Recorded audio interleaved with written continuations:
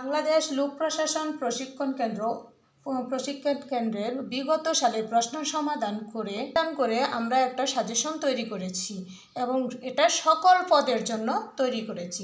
দেখা গেছে বিগত সালে এগুলো থেকেই প্রশ্ন এসেছে, বাগধারা থেকে প্রশ্ন এসেছে, এক কথায় প্রকাশ থেকে এসেছে, সন্ধি অবশ্যই থাকবে, বিপরীত শব্দ থাকে, সমার্থক শব্দ থাকে, কারক বিভক্তি থাকে, অনুবাদ থাকে। এখান থেকে অনুবাদ থেকে বলতে বাংলা থাকবে, অথবা ইংলিশ করতে পারে, অথবা ইংলিশ থাকবে, কিছু প্রবাদ বাক্য দেওয়া থাকবে, আপনারা অর্থ লিখে নেবেন।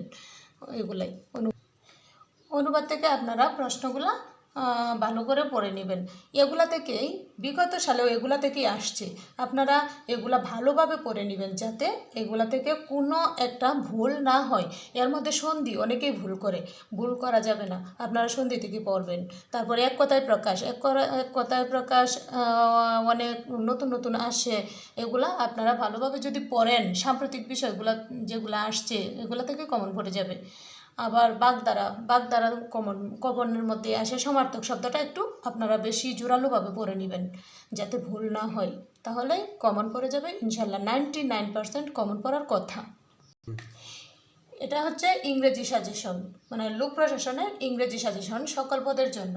তাহলে আমরা বিগত সালে প্রশ্ন অ্যানালাইসিস করে দেখেছি যে এগুলা থেকে প্রশ্ন এসেছে। তাহলে কি প্রিপোজিশন আপনাদের পড়তে হবে, প্রেসিডিয়াম থেকে প্রশ্ন আসে।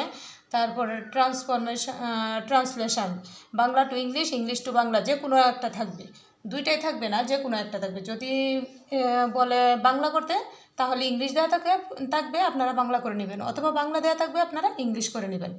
ভার্ব থেকে কারেকশান, ওই যে রাইট ফর্ম অফ ভার্ব আসে আর কি, কারেকশানগুলা। তারপরে আসবে সিঙ্গুলার এবং প্লুরাল, মানে এক বচন থেকে বহু বচন করা, অথবা বহু বচন দেওয়া থাকবে, এক বচন করবেন, যে কোনো একটা আসবে।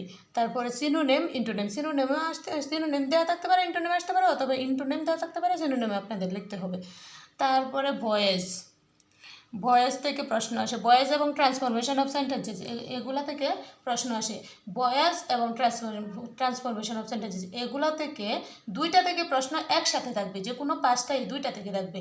এবং ট্রান্সফরমেশন অফ সেন্টেন্সেস সবগুলা পড়তে হবে না, অ্যাফার্মেটিভ, নেগেটিভ, কম্পারেটিভ, সুপারলেটিভ, এগুলা থেকে বেশি আসে, পজিটিভ, এগুলা থেকে আপনারা এগুলা পড়ে নেবেন।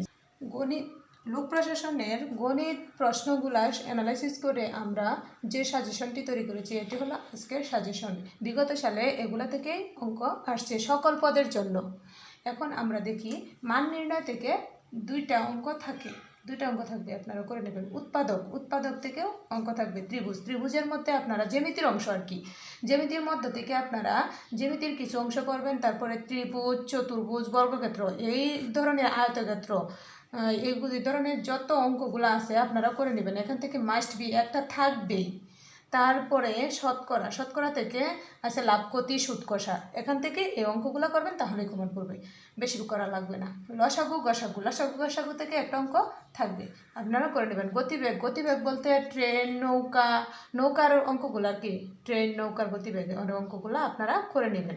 তারপর আছে অনুপাত সমানুপাতের মধ্যে পিতা পুত্রের বয়সের অনুপাতে, তো এগুলো অঙ্ক আপনারা করে নেবেন, তাহলে দেখবেন 99% অঙ্ক এগুলো থেকে কমন পড়ে যাবেন।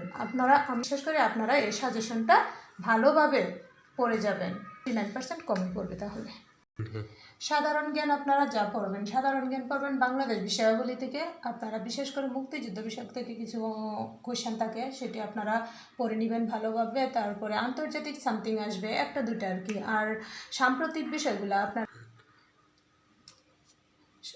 সংবিধান আপনারা পড়ে নেবেন। সংবিধান থেকে কিন্তু একটা দুইটা প্রশ্ন থাকবে।